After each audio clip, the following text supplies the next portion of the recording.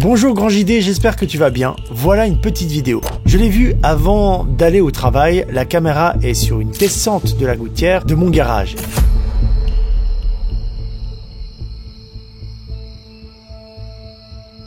Je t'envoie la vidéo pour savoir ce que tu en penses. J'ai pensé que c'était une goutte d'eau, mais l'eau ne peut pas remonter, du coup, on pense à une orbe, car j'ai déjà eu des bêtes qui passaient devant, mais ça ne fait pas ça. D'ailleurs, voici un exemple où mon chat passe devant. Très bien. On voit ton chat, très bien.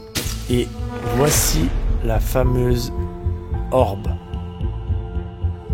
Alors, ta théorie de orbe, pour moi, elle fonctionne pas trop. On voit clairement, grâce au déplacement, qu'il s'agit d'un animal et d'un petit insecte. Ça peut être soit une petite araignée très proche de la caméra, sur la lentille, devant les LED infrarouges, c'est pour ça qu'elle est très blanche. En fait, la lumière se reflète sur son corps, et du coup, eh ben, t'as cette impression-là. Et ça arrive souvent, ce genre de choses. Des araignées ou des petits insectes qui passent sur une caméra et qui donnent cet effet. On voit, elle remonte et comme elle marche, tu vois. On voit très bien. Ça peut être même un petit moucheron, un petit acarien. C'est microscopique, mais ça donne cet effet-là. On a tous vécu des choses bizarres dans notre vie. D'autant plus qu'aujourd'hui, avec tous les téléphones et les appareils qui prennent des vidéos et des photos, il y a de plus en plus de récits. Alors, si vous avez des médias, envoyez tout sur mon mail paranormal@laxargang.ch.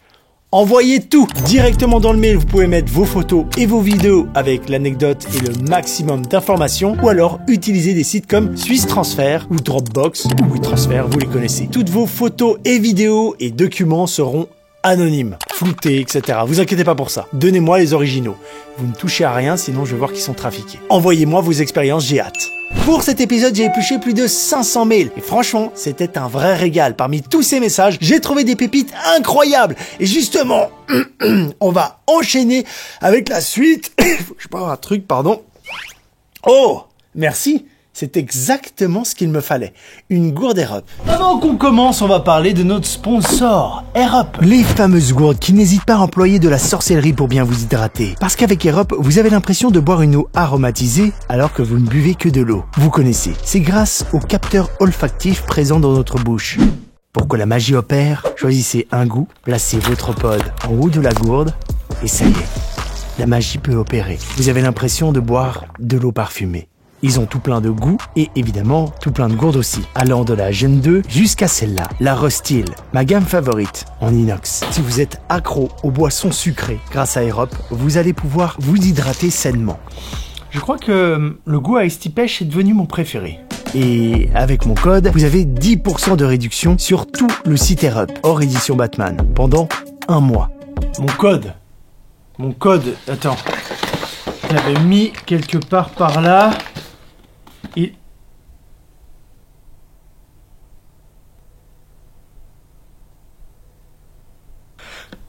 Oui, c'est ça le code, bouh, pour profiter de 10% de réduction. Je vous mets toutes les infos dans la description.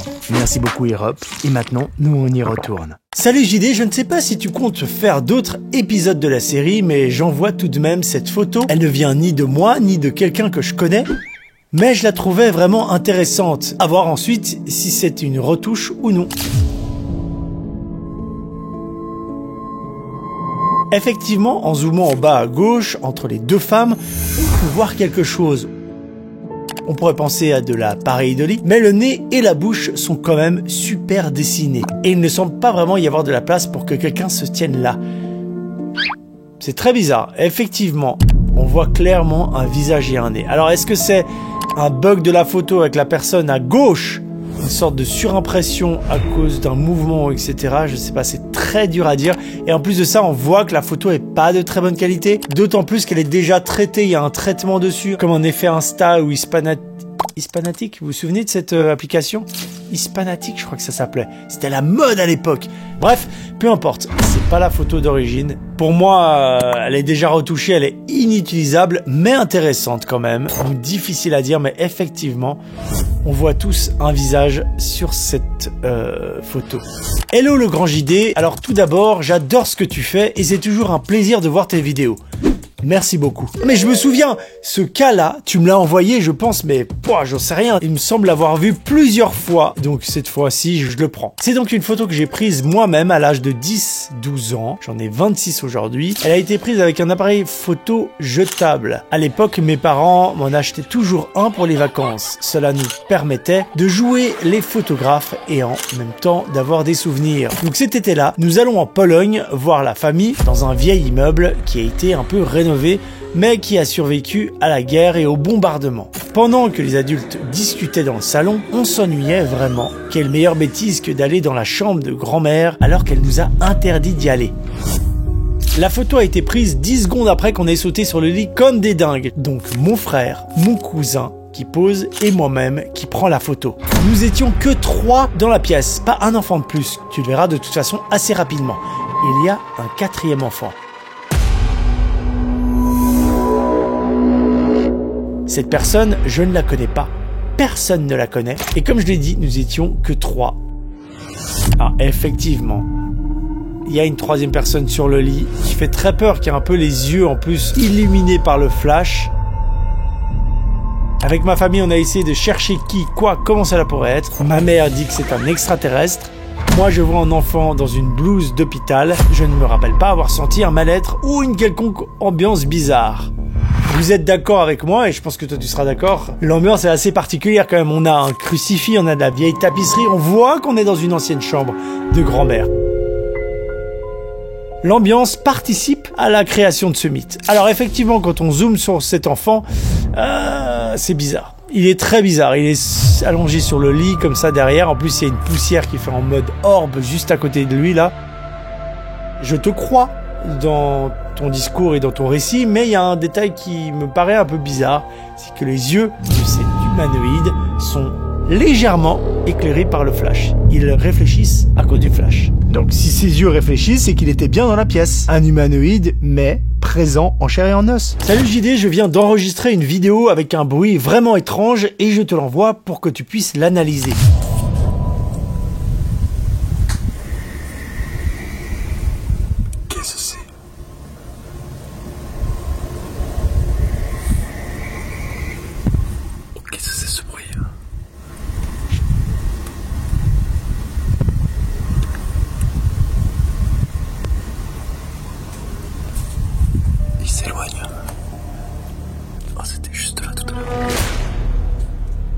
Alors clairement, sans hésitation, c'est un animal. Comme ça, là, je dirais la chouette.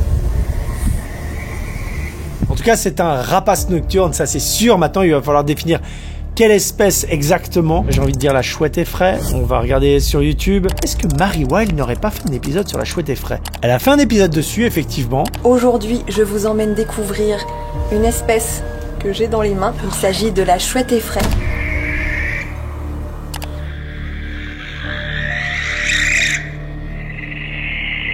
C'est ce son-là.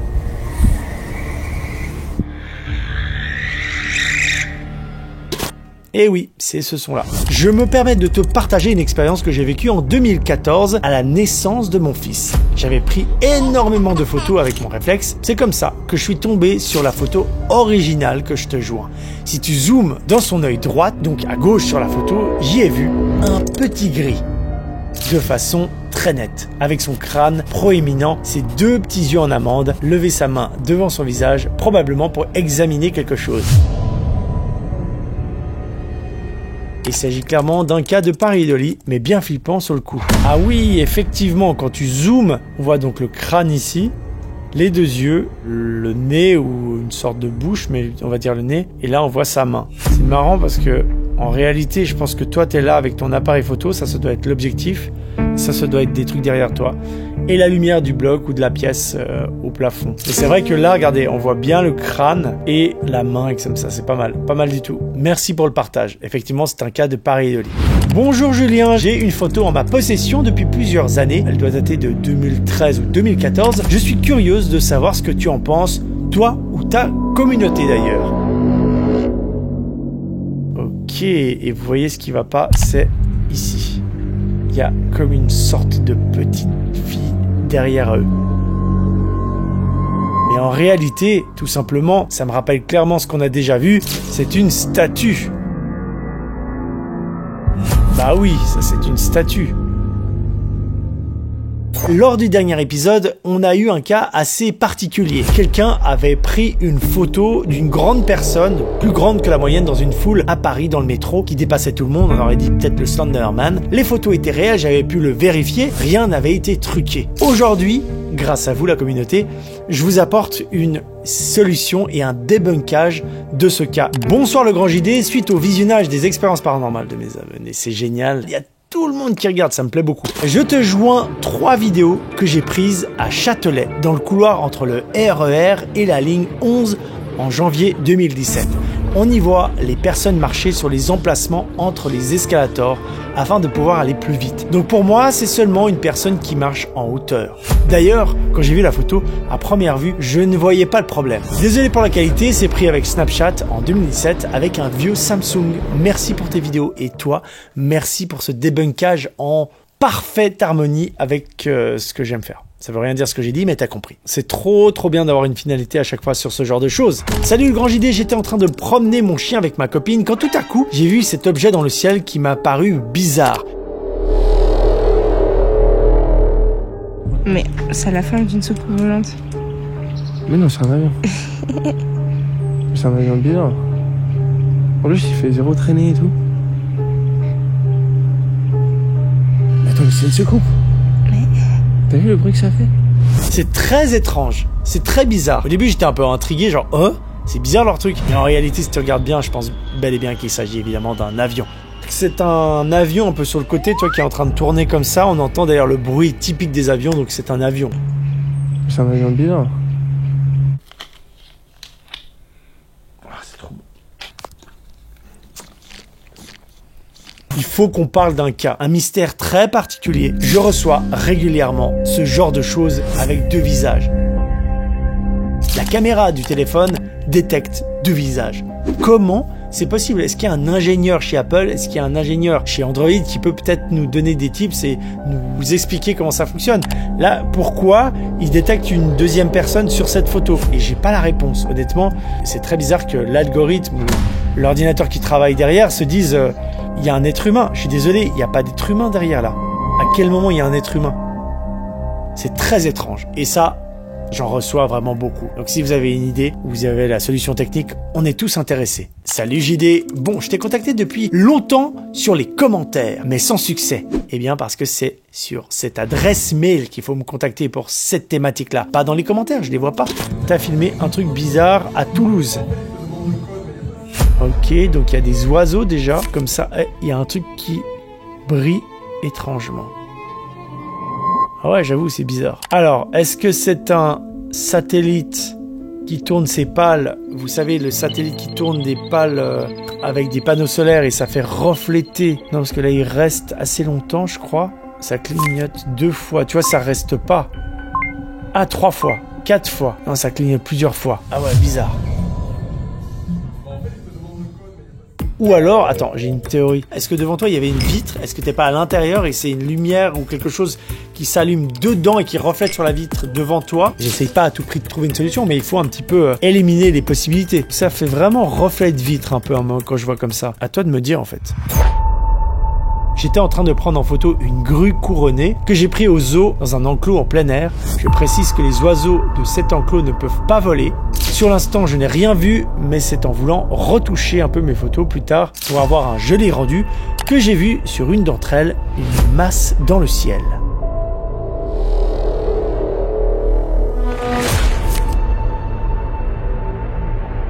Ah ouais, ok, sympa. Putain, c'est vraiment sympa ce que vous avez là. Ok, on a une masse. Est-ce que ce serait pas... On élimine toujours un gros insecte qui passe.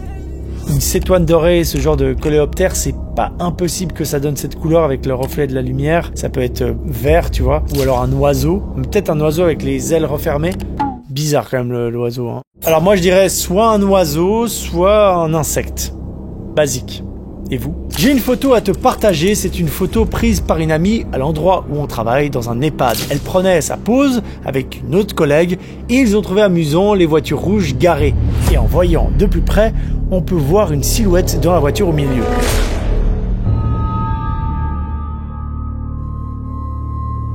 Waouh! Elle est géniale cette photo. On voit vraiment quelqu'un et en plus on dirait qu'elle a pas de visage. J'adore. On voit comme s'il y avait une espèce d'habit en plus et comme si c'était une dame. Je sais pas pourquoi on dirait des longs cheveux là un peu. Une dame qui nous regarde. C'est vraiment chouette. C'est vraiment cool. Merci beaucoup pour ton partage. Ah, je vais expliquer ce que c'est. Moi, je pense que c'est un fantôme. T'es bête ou quoi? Les fantômes, ça n'existe pas. Non, à part ça, ça peut être le téléphone qui interprète, l'appareil de lit. Un autre type de vidéo que je reçois extrêmement souvent, c'est celle-ci. Des lumières qui sont filmées dans le ciel, des lueurs, des mouvements. C'est quoi ça?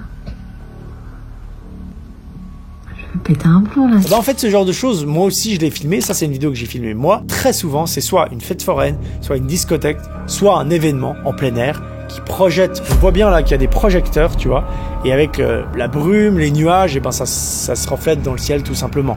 Et on le voit souvent, il y a des décorations. Et ce genre de vidéo, vous m'en envoyez tellement souvent. C'est simplement une installation humaine créée et gérée par des humains. Dans le dernier épisode des expériences paranormales des abonnés, on avait vu un cas dans lequel une mystérieuse forme de petits garçons et de petites filles apparaissait sur une photo dans un journal et c'était un peu mystérieux. Grâce à plusieurs d'entre vous, on a pu débunker tout ça. En gros, il s'agit de statues. Bonjour le grand JD, suite à ta vidéo d'hier, nous sommes partis, mes garçons et moi, à la chasse au débunkage. Ils ont 5 et 9 ans, waouh, ils sont un peu jeunes pour certains types de contenus. Et ils étaient super contents de participer à la résolution du mystère. Il s'agit bien d'une statue qui se trouve dans une école agacée, à quelques kilomètres du Haras du Pin. À très vite sur YouTube, Roxane, Milo et Manoé. Trop bien. Bah merci beaucoup et vous étiez pas les seuls, j'ai reçu beaucoup de mails et de commentaires à propos de ce cas-là et ça me fait vraiment plaisir. Bonjour, de septembre 2021 à janvier 2022, j'ai eu la chance d'être en Erasmus à Bologne en Italie. Alors que je me promenais avec ma colocataire au Parco di Villa Gigi, j'ai aperçu quelque chose d'étrange dans le ciel. J'ai immédiatement pris une photo et des vidéos en me disant il faut que je partage ça avec le grand JD.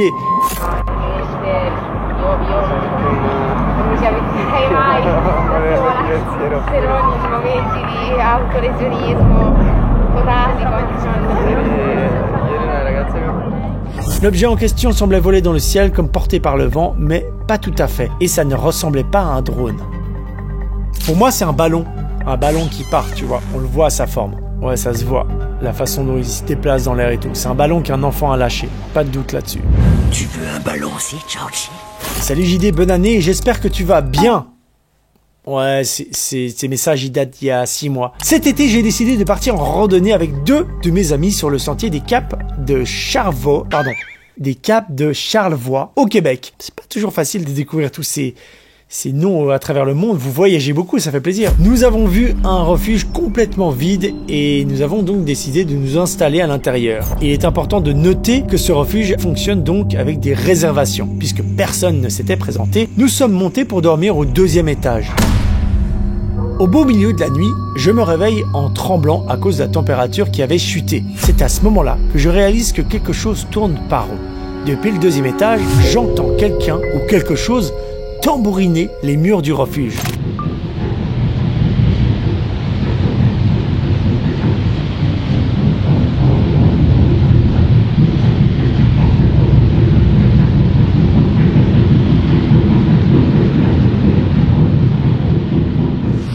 Sur l'instant, je suis assez confus. Je me dis que ça peut être quelqu'un qui essaie de rentrer puisqu'on avait verrouillé les portes. Mais assez rapidement, j'ai réalisé que cette hypothèse n'était pas possible. J'ai donc eu le réflexe d'essayer de parler discrètement à mes amis pour les réveiller, mais rien ne fonctionne. Les 2 dorment profondément. J'essaie donc de me lever, mais à l'instant où je bouge, le lit sur lequel je l'étais couché craque fort et soudainement, le bruit cesse d'un coup. Je savais que ce qui était en dehors m'avait entendu. Près d'une dizaine de secondes plus tard, le bruit a continué. À partir de là, je me suis dit qu'il fallait une preuve. J'ai donc sorti mon téléphone et enregistré l'audio, qui est en pièce jointe.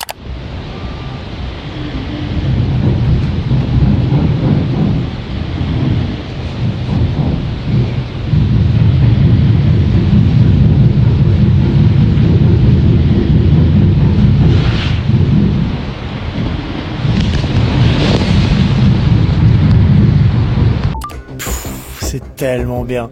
J'adore ton histoire, j'adore l'ambiance. Là, tu nous as plongé tous.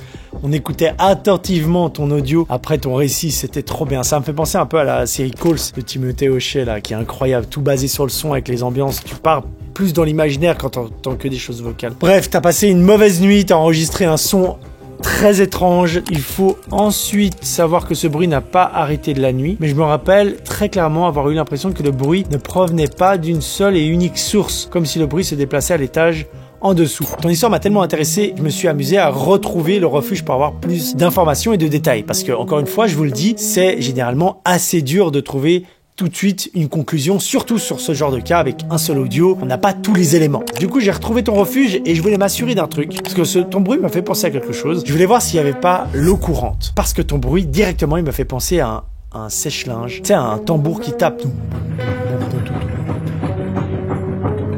Surtout un lave-linge, ça peut faire ce bruit et ça peut être un peu aléatoire dans certains sons, tu vois, il y a vraiment ce bruit de tambour. Peut-être que vous avez lancé un lavage de machine, etc. et tu me l'as pas évoqué, sauf qu'en retrouvant le refuge sur internet, je me suis rendu compte évidemment qu'il n'y avait pas l'eau courante, donc c'est impossible que ce soit une machine à laver, parce que tout de suite il m'a fait penser à ça. Mais il y a une piste que tu n'as pas évoquée qui est pour moi pourtant la clé de tout ça.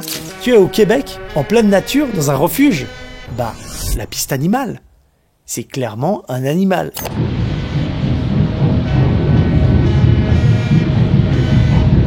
Alors quel animal? Je sais pas, mais ça peut être un rongeur qui gratte, un gros rongeur, un renard qui fait un terrier sous la maison et du coup qui tape la tôle. Ça peut être un ours, il y a l'ours américain, l'ours noir dans cette région qui a trouvé un truc dessous la cabane, je sais pas, qui s'obstine à vouloir attraper un truc. Est-ce que le lendemain vous avez fait le tour de la cabane? En tout cas, on voit que c'est de la tôle, la maison, et du coup pour moi c'est clairement un truc qui gratte contre la tôle. Ou dessous là on voit que tu peux rentrer, donc dessous il y a peut-être un animal qui est venu soit faire un terrier, soit gratter un truc, soit chercher à manger, soit chasser, et il a foutu un bordel monstre. Il y a plein de récits dans le monde de gens qui vont dormir dans la forêt ou dans des refuges et qui tombent sur des rencontres animales nocturnes incroyables, genre des animaux qui vont défoncer leur campement. Je pense notamment au Wolverine, le glouton qui a commencé à gratter, à chercher des trucs à manger, etc. Les ours, c'est tellement connu aussi. Donc voilà, pour moi c'était hyper intriguant, mais c'était pas non plus paranormal. C'est juste incroyable et j'ai adoré l'ambiance de ton récit. Je pense qu'on va terminer là-dessus. Merci à tous pour vos envois encore une fois. N'hésitez pas à envoyer toutes vos vidéos et vos photos avec un peu d'explication. Et puis nous, on se retrouve très prochainement pour une autre vidéo. Je vous attends dans les commentaires comme d'habitude. Et merci évidemment à Aerope d'avoir sponsorisé cette vidéo. Tout est dans la description. À bientôt. Ciao.